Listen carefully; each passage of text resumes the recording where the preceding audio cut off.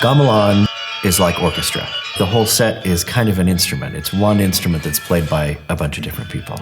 In Bali, it's used for religious ceremonies. It's used for rites of passage. It's really a central part of Balinese culture. We started our ensemble in 2008.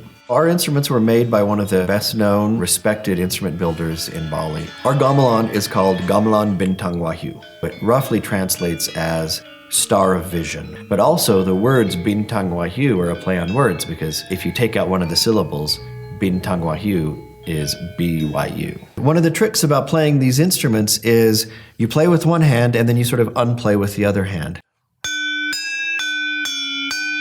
In 2016, we were able to take a group of students for study abroad to Bali. Just a few days after our arrival, our students, most of whom actually had never played gamelan before, they were performing alongside Balinese musicians for pretty big crowds. The first time somebody hears gamelan music, it's just a wall of sound.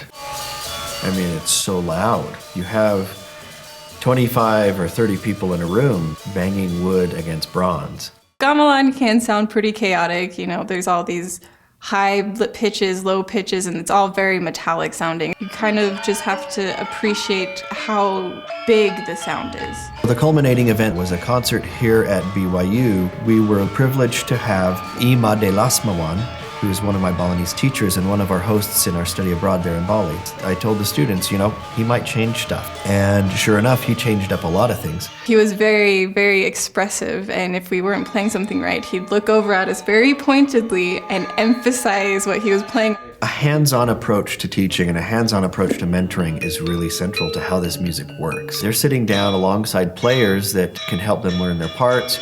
I think the experience of playing this music is important for students because they learn a kind of coordination and a kind of cooperation that is really hard to find anywhere else. You're really dependent on each other and you really have to trust each other in a really intense way that I think has lessons beyond just playing in the ensemble.